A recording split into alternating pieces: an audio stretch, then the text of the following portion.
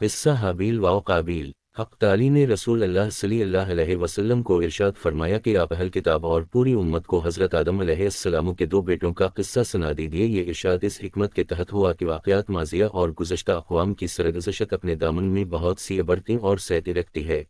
وہی تاریخ کی اصل روح ہے، اور ان میں بہت سے احوال و واقعات ایسے بھی ہوتے ہیں جن پر مختلف احکام شرعی کی بنیاد ہوتی ہے۔ انہی فوائد کے پیش نظر قرآن کریم کا اسلوب ہر جگہ ایسا ہے کہ موقع بے موقع کوئی واقعہ بیان کرتا ہے، اور جس پہلو سے عبرت یا نصیحت کو نمایاں کرنا مطلوب ہوتا ہے اسی مناسبت سے واقعہ کی تفصیل بیان کر دی جاتی ہے۔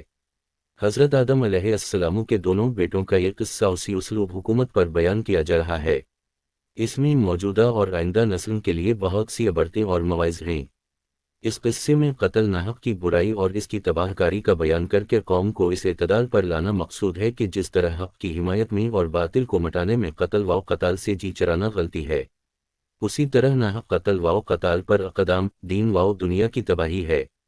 اس تمہید کے بعد ان دونوں بیٹوں کا واقعہ جو صحیح روایات سے ثابت ہے نقل کیا جاتا ہے، جب حضرت آدم اور حوا علیہ السلام دنیا میں تشریف لائے اور توالد و تناسل کا سلسلہ شروع ہوا تو ہر ایک حمل سے ان کے دو بچے پیدا ہوتے تھے، ایک لڑکا اور ایک لڑکی۔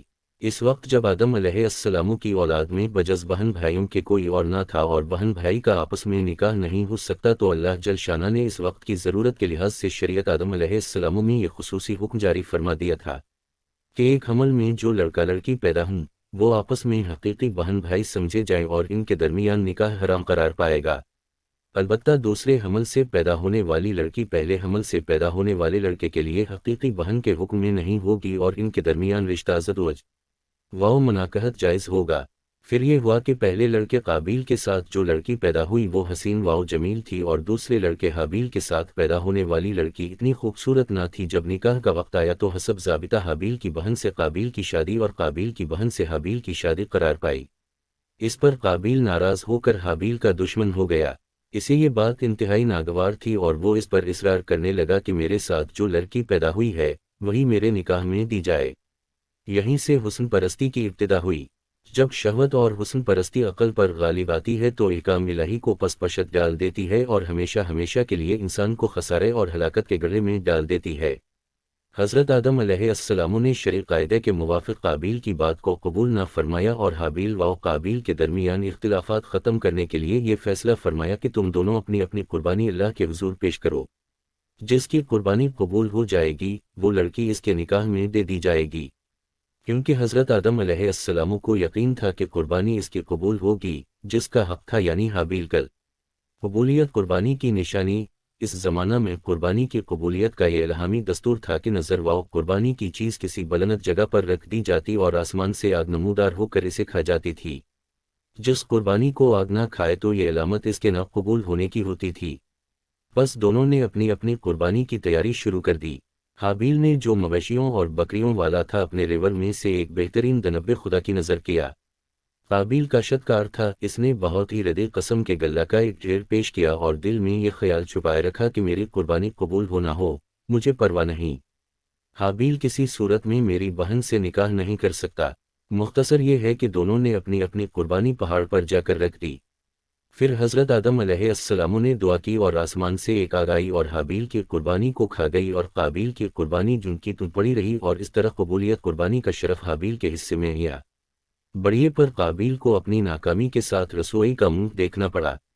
وہ اپنی اس توہین کو کسی طرح برداشت نہ کر سکا اور اس کے دل میں حسد کی آگ بھڑک اٹھی۔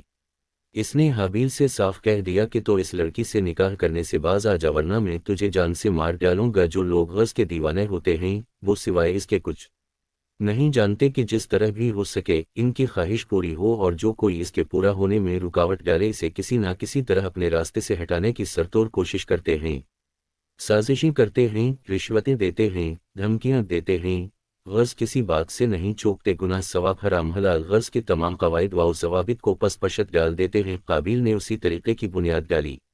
اس کی خواہش حسن پرستی اور جوش حد اور گیز و غضب نے اس کو باولا اور اندھا سا بنا دیا تھا۔ اس کو اس کے سوا کچھ نہیں سوچتا تھا کہ وہ اپنے بھائی کو قتل کرے اور پھر اپنی مراد حاصل کرے۔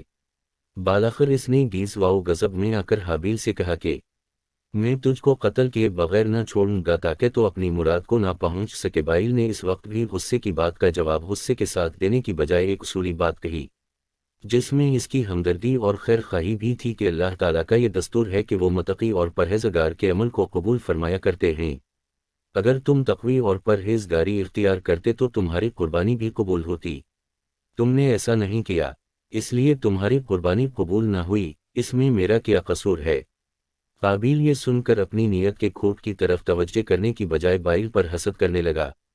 یاد رکھو، جب آدمی پر حسد کا دورہ پڑتا ہے تو اس کو اپنی کوتاہیاں اور نالا نقطے نظر نہیں آتے، بلکہ وہ اپنی ناکامیوں کے تمام اسباب دوسروں کے اندر ڈھونڈتا اور تلاش کرتا ہے، اور اس غصہ میں ان کے در پہ انتقام و آزار ہو جاتا ہے۔ افراد میں اس بدبختانہ کردار کی سب سے پہلی مثال قابیل نے پیش کی ہے، اور اقوام سے یہود نے اس آئینہ میں ذرا ہمیں اپنا منہ بھی دیکھنا چاہیے کہ کیا آج بھی بابیل و قابیل کا وہی قصہ تو نہیں دہرایا جا رہا جو بہت پہلے پیش آ چکا ہے اور جس کی روایت بھی دنیا کو یہود ہی کے واسطے سے پہنچی ہے۔ کسی شخص کو جب یہ نظر آئے کہ اللہ تعالی نے اپنے کسی بندے کو کوئی خاص نعمت عطا فرمائی ہے تو اسے چاہیے کہ حسد نہ کرنے بلکہ اپنی محرومی کو کوتاہی عمل اور اپنے گناہوں کے سبب سے سمجھ کر ان سے تائب ہونے کی فکر کرے، اور دوسرے کی اس نعمت کے زوال کی فکر میں پڑنے کی بجائے اللہ کریم سے اپنے لیے بھی اس نعمت کی استدعا کرے، اسی میں اس کا فائدہ ہے۔ اس سے وہ حسد جیسے گناہ سے محفوظ بھی رہے گا اور اپنے دوسرے گناہوں سے تائب ہونے کا موقع بھی ملے گا، اور سب سے بڑھ کر یہ کہ اللہ کریم اس کی توبہ قبول فرما کر اس پر اپنے رحم و کرم کی بارش فرما دیں گے۔ اللہ تعالیٰ کے نزدیک قبولیت کا دار و مدار تقوی پر ہے، جس میں تقوی نہیں، اس کا عمل قبول نہیں۔ حابیل نے قابیل کو یہ سمجھایا کہ اگر تمہاری قربانی قبول نہیں ہوئی تو تم میرے قتل کے در پہ کیوں ہو گئے ہوں، حالانکہ اس میں نہ تصور میرا ہے نہ خدا تعالیٰ کا، بلکہ سراسر سور تمہارا اور تمہاری بہت کا ہے۔ اگر تمہیں قربانی کے رد ہونے کا غم و غصہ ہے تو تقوی کی فکر کرو، نہ کہ میرے قتل کی۔ میرے قتل کرنے سے تمہاری قربانی کی قبولیت کس طرح کھلے گی؟ ہی نتیجہ معلوم ہوا کہ انداللہ قبولیت عمل کا دار و مدار اخلاص اور تقوی پر ہے۔ حضرت علی رضی اللہ تعالیٰ عنہ کا ارشاد نقل کیا گیا ہے، آپ نے فرمایا، تقوی کے ساتھ کوئی چھوٹا اور تھوڑا عمل بھی قلیل نہیں ہوتا۔ جو عمل قبول ہو جائے وہ عمل قلیل کیسے ہو سکتا ہے؟ اسی طرح حضرت ابو ذر رضی اللہ تعالیٰ عنہ فرمایا کرتے تھے کہ یہ بات اگر یقینی طور پر طے ہو جائے کہ میری ایک نماز اللہ تعالیٰ کے نزدیک قبول ہو گئی تو میرے لیے وہ نماز ساری دنیا اور موجودات دنیا سے زیادہ محبوب ہوگی، کیونکہ اللہ تعالیٰ صرف تقوی والوں کا عمل قبول فرماتے ہیں۔ مختصر یہ کہ بائل نے جب یہ دیکھا کہ یہ مجھے قتل کرنے کے لیے اقدام کر رہا ہے تو اس نے کہا کہ اے بھائی، میں تو کسی طرح تجھ پر ہاتھ نہیں اٹھاؤں گا، کیونکہ میں اللہ رب العالمین سے ڈرتا ہوں، جس نے مجھ کو اور تم کو دونوں کو پیدا کیا ہے، اور جس نے ایک دوسرے کے جان و مال کے احترام کی ہدایت فرمائی ہے۔ اگر تم مجھے قتل کرو گے تو میرے قتل کا بار گناہ بھی تمہارے سر ہوگا، پھر تو دوزخیوں میں سے ہو جائے گا۔ مگر قابیل نے حابیل کی ایک نہ سنی، اس کے جسد نے اس کو بالاخر اپنے بھائی کے ہولناک قتل پر آمادہ کر ہی لیا۔ قدرت نے انسان کے اندر ایک نفس لوامہ دوبیت فرمایا ہے جو اس وقت تک کسی ارادہ جرم کے خلاف احتجاج کرتا رہتا ہے جب تک مختلف تعویلوں اور بہانوں سے آدمی اس کی زبان بند نہ کر دے۔ قابیل کو بھی اس مرحلہ سے گزرنا پڑا۔